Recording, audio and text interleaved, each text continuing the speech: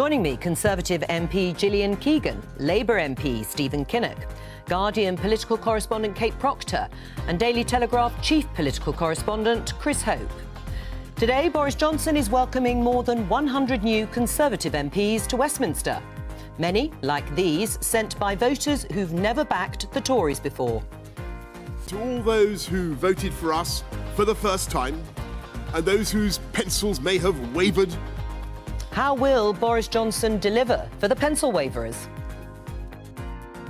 Should you stand aside for an interim leader? Good morning, nice to see you. Despite his massive election defeat, Jeremy Corbyn says he's going to stay until March. There are plenty of different views about that and who should take over. Will you be running for the Labour leadership? This is a moment for reflection. Well, we'll see if I stand. Let's get through today and then, tomorrow's another day.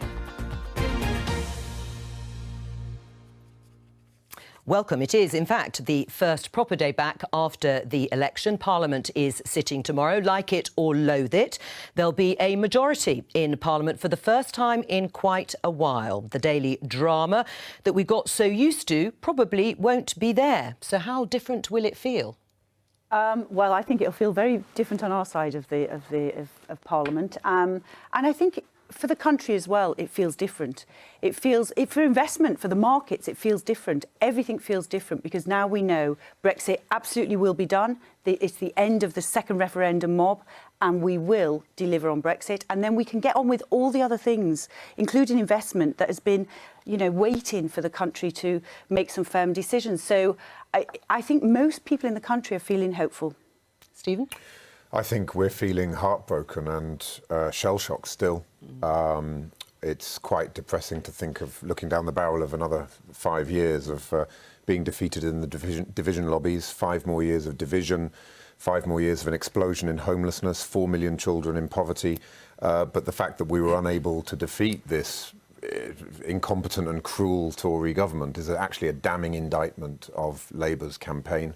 I don't think this was a Tory victory, it was a Labour failure. Right, well, we're going to talk about that a little later on. I mean, the drama of those knife-edge votes and the questions of will there or won't there be a general election on a daily basis seems to have gone for now, doesn't it, Kate? Yeah, absolutely. I mean, we are going to see a new era where votes go through, Conservative agenda, Conservative policies are put to Parliament and they go through. And we won't have this back and forth, we won't have this kind of delay and these hold-ups in Parliament. But that's not to say that things don't need a great deal of scrutiny.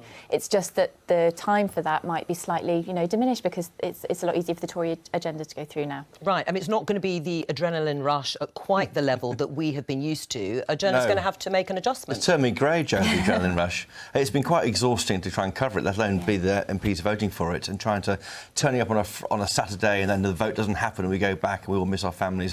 No one should feel sorry for journalists at any point, but it's a bit of a reset, I think, back to I think kind of 2015, the few days after that election when Cameron won a surprise majority. That's what it feels like today. Yeah. All right, well, let's talk about what actually happened and why. The papers, many of them on the front pages, are looking at Labour and the leadership contest that is going to unfold. But let's take a look at the front page of the Daily Mail, which has blueprint for Boris's Britain.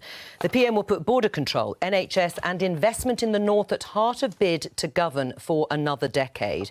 On that issue of the North and those traditional Labour voters, swathes of them, who broke with tradition to back the Conservative Party for the first time. Gillian, you don't come from a typical Conservative background. You are from the North. Explain to Stephen why you think all those voters, the red wall that was talked about, turned to the Tories. Well, maybe as of today, I do come from a typical Conservative background because obviously I'm a working class girl from the North, from Liverpool. I left school at 16 and started an apprenticeship in a car factory in Liverpool. All of my family still live up in Liverpool. I also have lived in Yorkshire and Lancashire as well. So I have great connections still back to the North, even though I support, obviously I live in Chichester and I'm the MP for Chichester. They simply do not buy Corbynomics. There's a lot more common sense in the North than anywhere else, and you will it is common, actually, you'll find it is common. And so people there, they look at this, they don't believe in unicorns, they don't believe in magical answers, they don't believe Corbynomics is not a thing. It is ridiculous as an economic policy, and anybody who supported it ought to be ashamed of themselves. Stephen? I think there were three main problems in the campaign: weak and incompetent leadership, the decision to back a second referendum, which massively alienated millions in our Leave voting seats, and a manifesto which turned into a Christmas wish list. I think we need radical investment-driven economics. The economic model in this country is actually broken. We have the biggest gap between London and the South East and the rest of the country of any other country in the industrialised world. So something has to be fixed, but we went much too far. The 2017 manifesto was far more rooted in realism. 2019 was just a wish list. Right, but why did those voters actually back Boris Johnson? You've given the reasons that you say they couldn't vote for Labour, but are you saying there was nothing that drew them at all to the Conservatives? Because these are in areas where they've never, ever voted Conservative in many of the seats that did go blue. So what was it, do you think, that attracted them to Boris Johnson's Conservative Party? I think two massive issues were patriotism and Brexit. If you have a leader of the Labour Party who comes across as someone that doesn't actually ally with our allies, that seems to prefer to believe the propaganda machine in Moscow over our own intelligence services, you're going to really struggle to put that across on the doorstep. And then with Brexit, you've got millions of people who voted Leave in 2016. It's really not... You're in cloud cuckoo land if you think you can go back to those people and say, we're not going to respect what you voted for. Would you please vote for us in this general election? It's simply not realistic politics. Chris, what do you think the reasons were behind it? Because there was a sort of push-pull factor, of course, but was there something different about this election for those voters in Labour heartlands? Almost certainly. I'm also from Liverpool, like Gillian is, and definitely there's a suspicion of Jeremy Corbyn, and this idea that he couldn't trust, the advice on Salisbury from the government on who was behind that, and the other concerns that really matters. But it seemed to be, for the left, that seemed to be a problem. You're a bit suspect because you can trust the state on some key matters. Right, so there was nothing positive in your mind about the Conservatives. It was all down to Jeremy Corbyn. I think there is something to be said in the insecurity being a huge issue, that Jeremy Corbyn just couldn't convince people that he was strong in that area. Lots of the places that I went to have a big, like Labour heartland seats, like some of them are army recruiting grounds. You've got barracks there.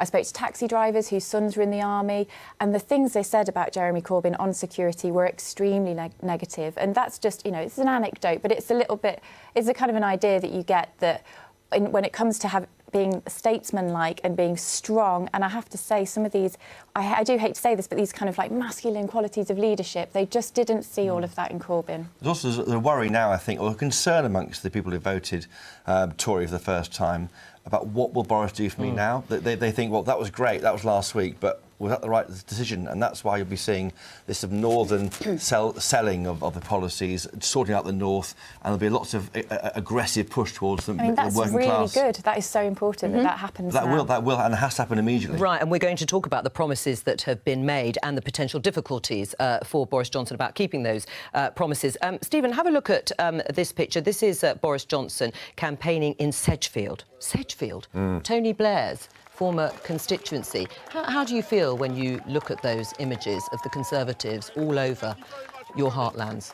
Utterly, utterly heartbroken. These are the people that the Labour Party was founded to represent. It is a betrayal of our historic mission as a party that we no longer have MPs in Sedgefield, Bolsover, Wakefield, Blythe Valley, you name it. And until the party is able to reconnect with those places, we are never going to get into power, but we will also continue to betray our historic mission. So it makes me feel heartbroken, but I think there is a glimmer of hope here, which is I think a lot of people did just lend their votes to the Tories. We can win those votes back if we make the right choices over the days, weeks and months. And I urge any Labour Party member who is watching this programme now, please think carefully about how you cast your vote in this leadership election, because I think that this is an existential issue for the Labour Party. Right, lending their votes. Even Boris Johnson used that phrase. He probably couldn't quite believe that these people have backed him as Prime Minister in seats across Northern Heartlands and in the Midlands. Is that true? Is it just a loan? Well, I think we've got the opportunity, actually, to transform the lives of people in the North, which is what many of us have come into politics to do. You know, it's been clear for a long time that there are areas, particularly towns, that have been left behind, that haven't had the investment they need in roads, rail, skills. You know, as I say, everyone I went to school with left school at 16. The comprehensive schools, they closed every single one down. There wasn't a single sixth form available to any of us. So, you know, anyone who grew up there has known about these issues, and they're long-seated, never solved by Labour, and now we have the opportunity finally to solve them. I personally do not You've think been in government for 9 years. Well, government for 9 years, Gillian. Yes, I know we have, but it's the 9 years. You may have won those seats, it's the but you've 9 been in years government for after 9 you years. crashed the economy as always. Well, and hang on. you've always done hang it, on, and though. now There is we've got it back. But Gillian, there is a point there. Why haven't you done anything for these areas over the last 9 years? Because we have had to focus on the economy. They did what they always do, and thank God everyone's dodged a bullet actually with Corbynomics, because God knows what would have happened. Well, hang on, let's talk about the Tories, though. We have now got the economy back. We haven't got the debt actually going down yet, but we've got the deficit almost under control.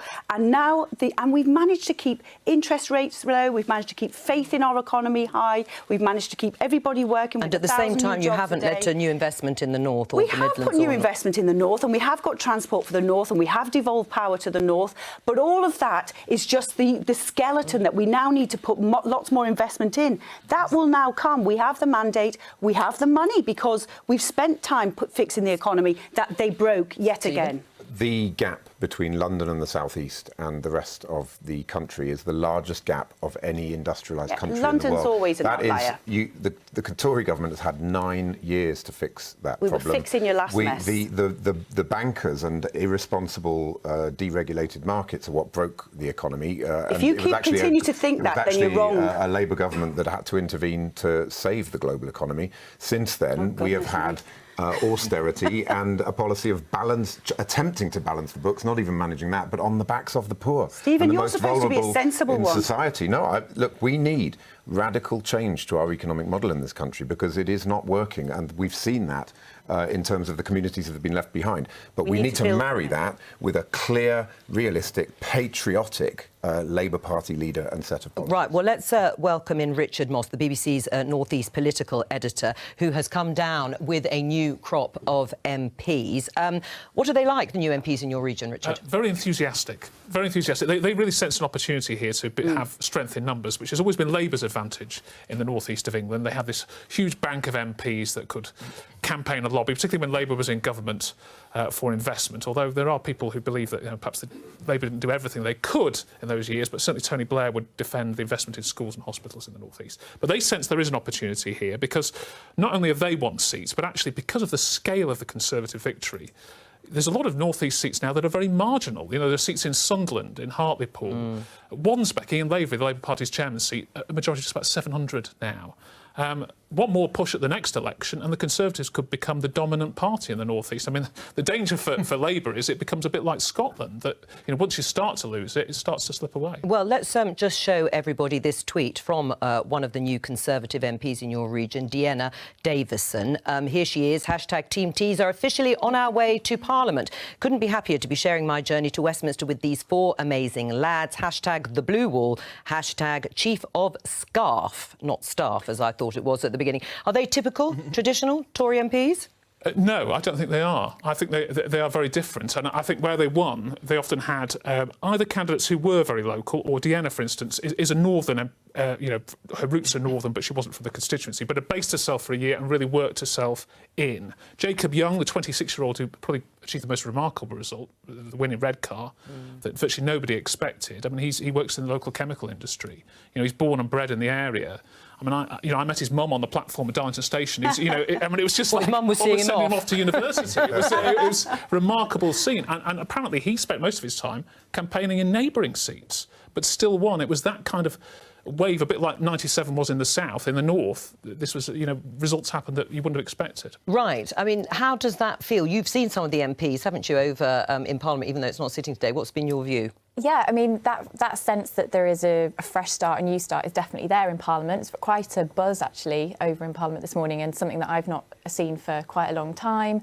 There's people with Ask Me signs for the new MPs who are trying to find their way around. So the shift, I think, is quite seismic, and I don't think I really appreciated that until I arrived at work this morning. I just feel like a wave has crashed on the beach and it's swept away these old sandcastles from the previous government. I was looking at Twitter. There are a few people who are now no longer MPs, quite a few of them, and one of them was tweeting in their biography, was once an MP but not anymore. And you can put the strings can start now if you like. And someone else said, "I hope I made a difference," and that was it. Right. So, it's quite, so the sad departure of some of those MPs. That's politics, though. Yes. People are here today packing up boxes, and that's the end. And for some, they've only been around for 2 years. So this time period in British politics has been extremely frantic and swift, and sort of they're gone. And in order for that not to be the case with this new crop of MPs, Richard, what do they have to do to deliver on the promises that Boris Johnson has made? In other words, you know, if they've lent their vote, how does he keep them? Well, obviously, Brexit was a factor. No doubt that "get Brexit done" phrase we all heard ad nauseum did hit home with those voters. So that will be their first priority, of course, the vote coming up on Friday. But the Conservatives learned from 2017 that they had to also promise investment in these communities. But, of course, they do now have to deliver.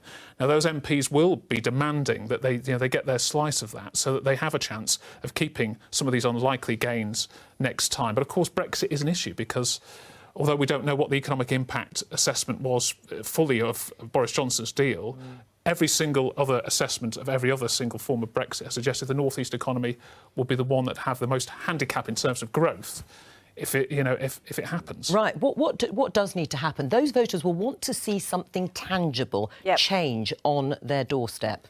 Trains, roads, education and skills, broadband are the investment areas that need to happen. As well as that, we need to reassure people. Stephen used something which I find awful, actually, which he said we were incompetent and cruel. There's something about the left that they tend to paint everybody. They are, you know... Come to my constituency They are surgery. virtual and more... Talk to the people who've been dehumanised by the PIP assessment. But you are not... You being have a all this society. virtue signalling, but you do not solve the problems for people. And I am not cruel. We're not in and I have government, that's not why. come into politics to be cruel. So that at the same time, we need to reassure people that those have extra needs, where they have disabilities, the social care model we need to fix, where they have special educational needs. Well, let's talk about the social care. All those things the will be social done care model, as though. well. But Boris And we Johnson need to fix the high streets, promised that's an visible. oven-ready social care policy, and in fact, it's not there, is it? People may be disappointed to learn that actually he's still going to go through a process of consensus on all sides before actually having anything to offer. Labour did, in its manifesto, have a policy on social care. We, at the last election, 2017 election, put something forward, and it was a disaster because it's too complex. I don't think most people know what the current social care model is, actually. I mean, I do, because my nan had dementia and we sold her council house that she bought to pay for her care. But most people, if they haven't gone through that, don't actually know that today the system is very arbitrary and it's random and it's not right. Right, but we need to fix it, but we need to do it cross-party. Will you reverse cuts to local authorities? I think the key thing to do is to have that model. Whatever that model is will make a difference to local authorities. I'm not saying whether it's going to go through the local authority funding or other areas of funding. If it's fixed, it will certainly relieve the pressure on local authorities. In order to deliver, though, which you've said you need to do for these new voters and supporters, would reversing the swinging cuts to local authority spending be a priority? The biggest thing you can fix is take the pressure away, which social care is putting on those councils and the NHS, by the way. That is the thing. It really does need to be fixed, but we have to do it cross-party. I set up an APPG with a Labour MP to look at the staff elements. We have to do this cross-party and we have to fix it once and for all. Why does it need to be cross-party? Because when you've we just need secured to a majority, agree it sounds like you're passing the buck. No, onto Labour. it's like the NHS. Nobody's ever had to do this before. Right? People either used to die young or they would be looked after by their own family. This is a 21st century phenomenon. Globally, actually, it's not just our country, and we need to put something in place. It's almost like we did at the beginning of the NHS. And that was cross-party, despite the fact they take full credit. It was cross-party. We need to do exactly the same for social care so that it is a proper system for all of us forever. Will you get involved in that, Stephen? I think cross-party working is very important. Very happy to do it. We had a very clear pledge in our manifesto, which was free social care for anyone over the age of 65. I think what we're seeing here is what you could potentially see the unravelling of some very high expectations. Boris Johnson and the Conservative Party are now making all these promises to the people that they've ignored and left behind for the last 9 years. Let's see if they deliver on those expectations. And by the way, Brexit, let's not forget that the decision on getting an extension to the transition period has to be made by July. I think we're heading for another cliff edge, and those constituencies in the northeast that desperately need frictionless trade with the European Union, particularly because of their manufacturing base, would be utterly decimated by a no-deal Brexit.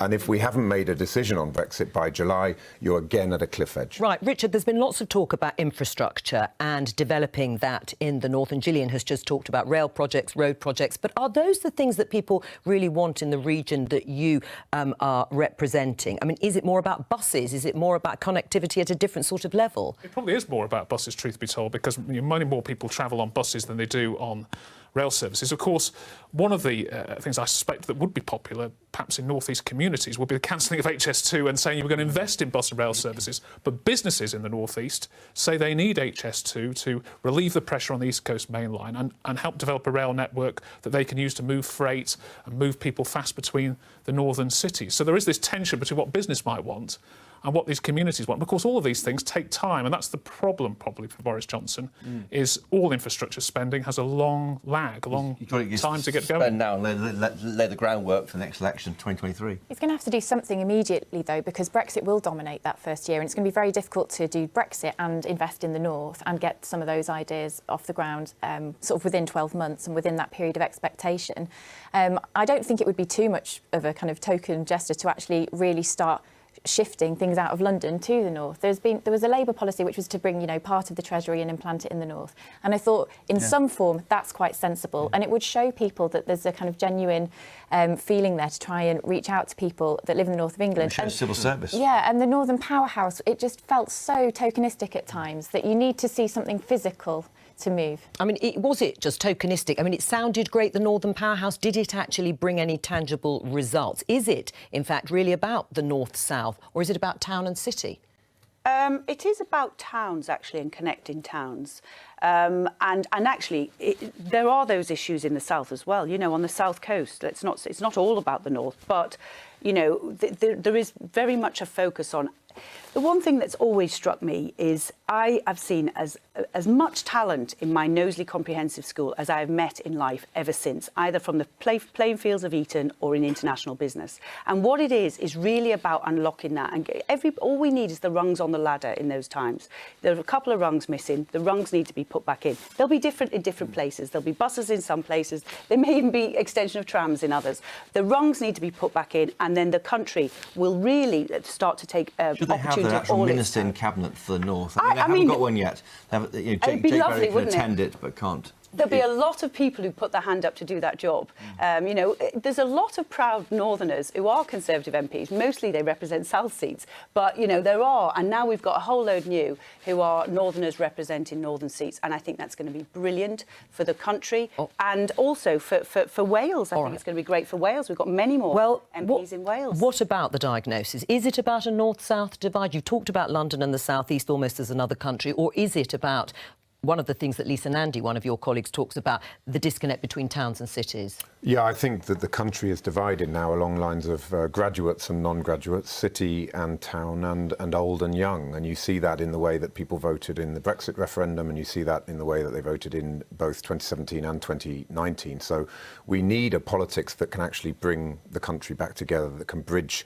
all of those divides. And part of that is about understanding that, listening, getting the language right, but a huge part is by backing that up with real resources. What's you to blame? And what we're seeing is the devolution of blame. So by by austerity, by taking money away from local authorities, particularly Labour-run local authorities, you blame those local authorities. The same with Wales. Since 2010, the block grant for Wales has been reduced by £3 billion. And then, of course, the Tory government's been very effective in terms of trying to blame Welsh Labour for that. So let's not have the devolution of blame.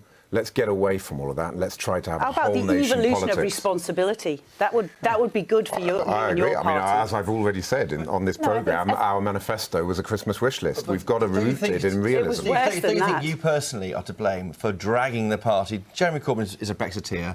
If he'd stuck to his where he was, he'd have probably improved from the 2017 election, maybe, because what's changed since then is the Brexit policy in the party. But people like you pull the party the wrong way And said against he'd what the vote for vote it. wants. Well, hang on, let him answer. For the last 3 years, I've been saying we should respect the result of the referendum and leave with a good deal.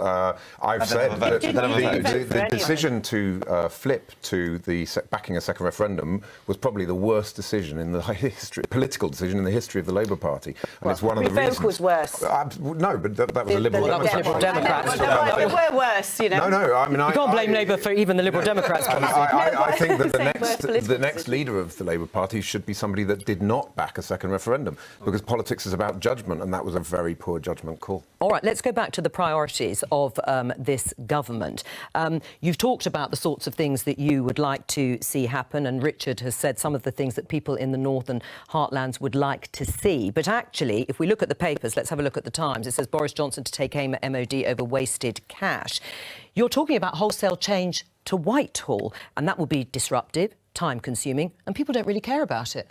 I don't think whatever they do will be disruptive and time-consuming. Of course, you always... This is complete overhaul of Whitehall, changing departments, moving things around. Who says that? So who says that? Well, that's speculation in the press. So you don't think it's going to happen? I don't know, but what I'm saying is I would very much doubt that we're going to spend all this time and squander it on an internal, as you say, that nobody really cares about. Why is this being briefed like it's day one? Because it's being briefed into a paper. There are areas that have issues in terms of MOD procurement has been known about for a long time. It's almost become a joke. It's almost become a joke. You know, the aircraft carriers without the aircraft, this without that. 10 years late, it has to be done. Now there's the space to do it. So I think that would be very good use of time. But who's it speaking to? Because it sounds like it might be point scoring. I don't think so. I think everybody cares about having the MOD and the Army and the Navy with the right equipment, but having something where piles of money goes in and doesn't produce value for money. The one thing that struck in this election, and I think it really struck home, is everybody on the doorstep I met knew that it was their money, not government's money. They know they fund all of this. All right, we're going to talk about that in a moment. Richard, thank you very much for coming in. We're going to talk to Sienna Rogers in just a moment from Labour list. But let's turn to Labour. You've already talked about who's to blame for the defeat, and you've called for Jeremy Corbyn to go immediately. Why hasn't he resigned? I think that's a real pity. You'd have to ask him yourself, but he should stand down. There should be an interim leader, because I think the thought of Jeremy standing up at Prime Minister's questions all the way through to late March is not a great thought for us to have. So, look, that is what should happen, but we've also got to be clear this isn't just about a person, an individual. It is about a whole set of ideas and ideology, if you like, and we need to turn the page. We need a radical shift in direction. We certainly don't need a one more heave candidate. Right, what's wrong with him staying, though, and offering some stability until a new leader is put in place? I think that the signal that you send by not actually taking full responsibility, as a leader should, it says something about the party that we're not listening, that the leadership is still not listening, that he still feels that he has the mandate to stand up at the dispatch box at Prime Minister's questions and speak on behalf of the Labour Party. In my opinion, he lost that mandate on Thursday evening. Right, but what are you going to do about it? What can you and your parliamentary colleagues actually do? The constitutional, as I understand it, is the NEC would have to make that decision, but it is extremely difficult to do if Jeremy's not cooperating. So, frankly, I think you have to ask him. He should stand aside. He should take that personal choice and stand aside. If he doesn't, I think it's something that's very difficult to force through. Right. I mean, what will the Parliamentary Labour Party do? Will you try and exert some pressure on Jeremy Corbyn, or will you just continue saying that he should go? The tools at our disposal, and the Constitution says it has to be really. So you're powerless, really, aren't you? Look, I mean, in the end, the leader of the party has the levers of power, but the leader of the party should be taking responsibility. Jeremy and John McDonnell were front and centre of this campaign. It was their manifesto, it's their NEC, it's their shadow cabinet, it was their campaign strategy, it was their communications plan. They have to own this. And the only way they will really own it is by having the decency to stand aside right now. But I don't have a magic wand to make that happen, Joe. Let's show everybody the Observer from yesterday. This was an article by Jeremy Corbyn. We won the argument, but I regret we didn't convert that into a majority for change. Sienna, welcome. What's been the reaction to that? Yes, so I think a few people thought that actually he shouldn't have said my responsibility, but just responsibility for what happened. And that caused quite a bit of controversy. But I think he later released a video where he said, you know, I'm taking the blame.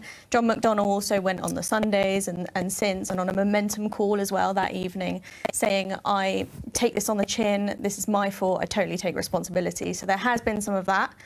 But as you say, as Stephen refers to, there's a bit of controversy over the fact that the full NEC, the ruling body, isn't meeting until January, whereas the NEC officers, which is a smaller group within the ruling body, just 6 people, they're meeting today. And that means that replacing the leader of the leadership contest, that's been delayed till the new year, when in fact maybe the NEC had met today, this week, it could have said, well, actually, we want an interim leader. All right, well, there is also discussion about whether this actually will mark the end of Corbynism and the Corbyn project. Jeremy Corbyn said he's going to go. There will be a leadership contest. But let's listen to John McDonnell, the Shadow Chancellor, on NMR yesterday.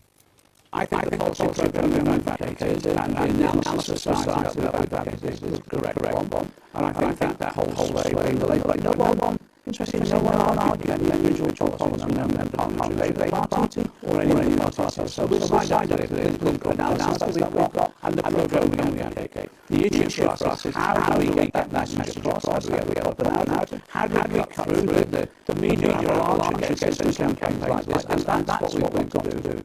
Stephen, he said no one argued with any individual policy, no member of parliamentary Labour Party or any in the party itself. That's true, isn't it? Everyone signed on that manifesto. I have a serious reservation about the Wallace policy after we published the book. I mean, the whole pitch was about balancing the books. This is a manifesto, and then he threw in an extra 58 million. I think the way that these things were presented was disastrous. The 2017 manifesto, I think, the right balance. We had the Grey Book. It was costed, but it was radical, and it showed that we need change. This is not a time to go back to wishy-washy centrism.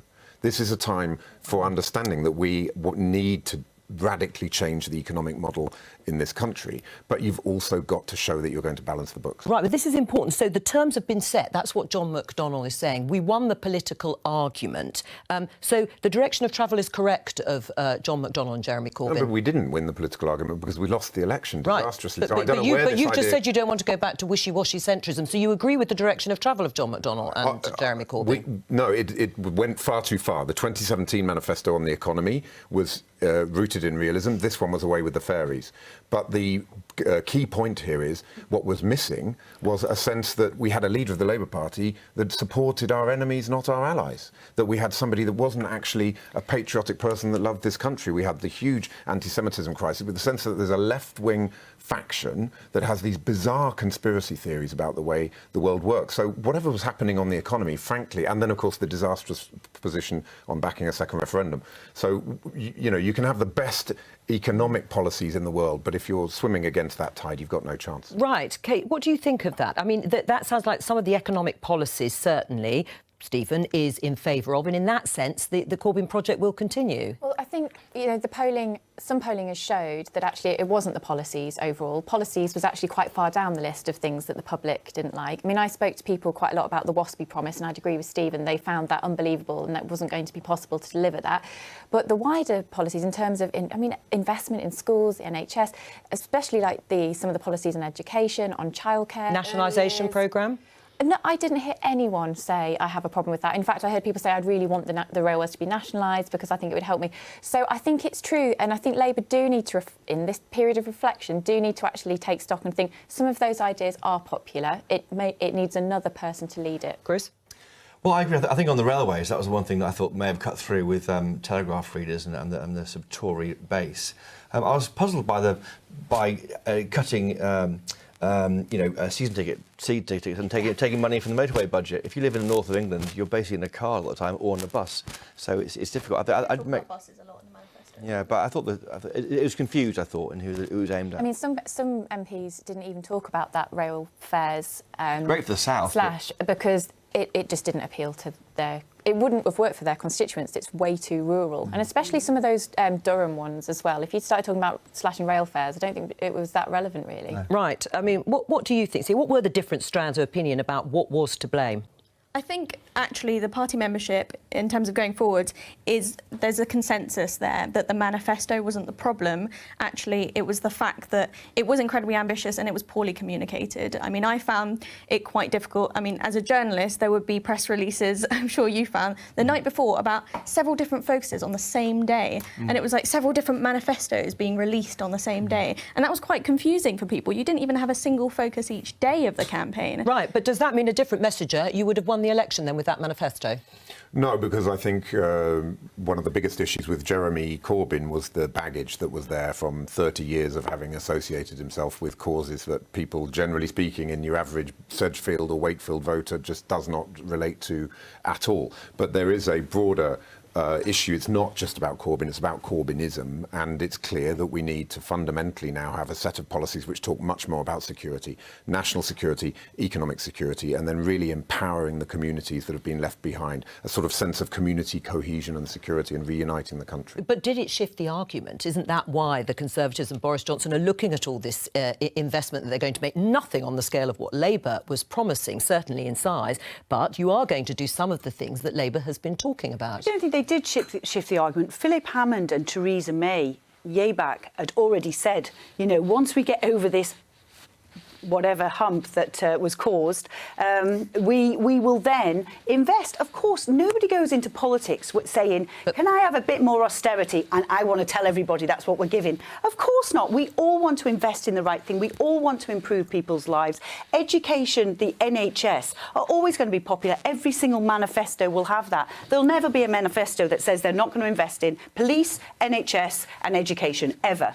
Things like nationalising everything. Most people look at nationalisation and think this is the Union's agenda, who have captured the Labour Party, and also Corbynistas, who have captured the Labour Party. This is a self-serving model, which, if you don't get rid of it, I think is going to be continuous. And it's not about the communication. It's about the fact it just doesn't work. Of course, that's not true. Well, OK, maybe my 30 years of business experience are different, but it just doesn't work. Okay. I mean, of course, got to both encourage parties investment. talk about education and the NHS in every single election, but you have to look at what's happened to the NHS whilst you've had this period of Conservative austerity since, you know, the Cameron government, and things in the NHS have got increasingly worse. More people don't. It, for sure.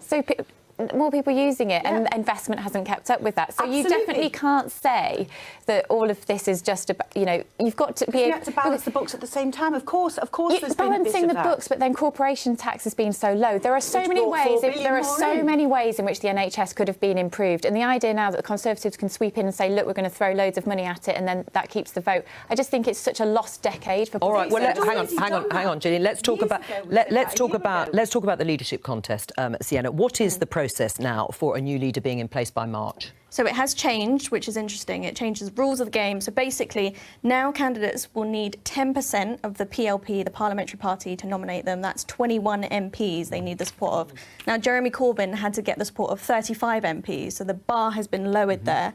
They also need to top that up with either 5% of local parties, so that's hundreds across the country, 5% of those, and they need, or rather than local parties, rather than members' support, they can get 3 affiliated societies. That means 2 big trade unions, basically. So we're talking about the fact that, well, Rebecca Long-Bailey, Angela Rayner, whichever one of those stands, they're going to be in a really good position to get the support of trade unions because they're real trade unionist women.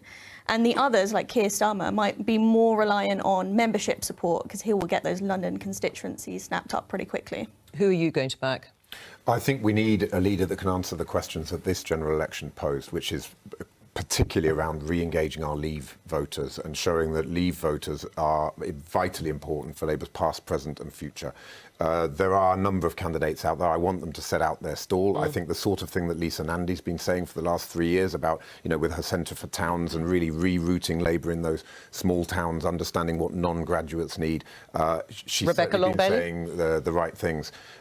Look, I think a one more heave candidate for Corbynism is not the right way for our party to go. We need to send a very clear signal that we're turning the page, we're moving forward with, and we're listening to what happened to us on Thursday night. None of us ever want to feel that way again.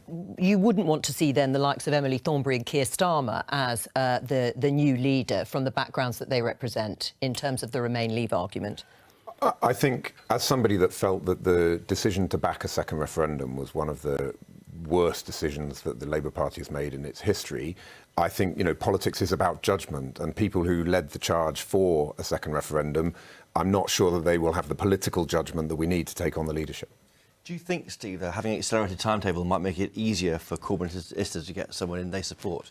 Having a longer time could allow more moderates to join the party and make it more of an even battle? It's very difficult to say now, but I'm just urging every single Labour Party member out there who may be listening to this programme to please think about, do we want Labour to be a party of government again? I also take heart from the fact that in the trigger ballots that happened, in the vast majority of cases, sensible, rooted, real-world MPs actually won and did quite well. So I'm hoping that our party is still there for being a responsible party of government. I think we need to be really... Labour needs to be very careful when it talks about the North and Northern voters. And I don't think it's entirely necessary that Northern voters will only vote for a Northern person, or that's the only thing that's the only thing that's important to them. So actually, although I know people that are very much on the left who have actually thought, Keir Starmer might actually be a good shout, and I was really surprised to hear that. But I think there's a little bit of sort of reflection over the weekend and thinking, look, we need someone who can win, and I don't think some of these London people should be discounted. What about Jess Phillips? Because she wrote yesterday that the party must change and wanted to encourage new members to vote, or members who've left to come back into the party. Will the party allow new members to join to cast a vote? Yes. So actually the rule book has changed on that as well. It means that the freeze date is somewhere in between ballots having to come in and the timetable being set. So actually they can't set eligibility of membership from before the election or anything like that. So that's out of the equation. So actually, Jess Phillips, maybe Yvette Cooper, maybe some other people like that will be relying on signing up new members and maybe registered supporters as well, if that comes into the equation. Right. I mean, Caroline Flint, who was the MP for Don Valley, she lost her seat, has said the answer cannot be Corbyn without a beard. Who is she thinking of? You got a beard, Steve? I've got a beard, so that's definitely me. Look, I don't know who Caroline was thinking of specifically there, but as I say, a one more heave candidate is not the right way to go. Right, but it's already turning bitter because Caroline Flint, who I've just mentioned and lost her seat, has said that the shadow Foreign Secretary Emily Thornberry had made a remark about voters in her Yorkshire constituency. She said Emily Thornberry allegedly said she was glad my constituents aren't as stupid as yours. Well, Emily Thornberry has responded this morning. Let's have a listen. Caroline Flint was told by somebody else that I had spoken to somebody else, that person unknown, and when unknown, and where unknown, and she still won't, tell us, that people were supposed to be stupid. I would never even think that, let alone say it. It's a complete lie. So I've said to Caroline, come on, Caroline, this isn't true. Withdraw it and I'll give you till the end of the day. And she refuses to. So I've had to go through all the hassle of instructing solicitors, and that's what we're doing. We're having to take legal action. It's going well, isn't it, Stephen?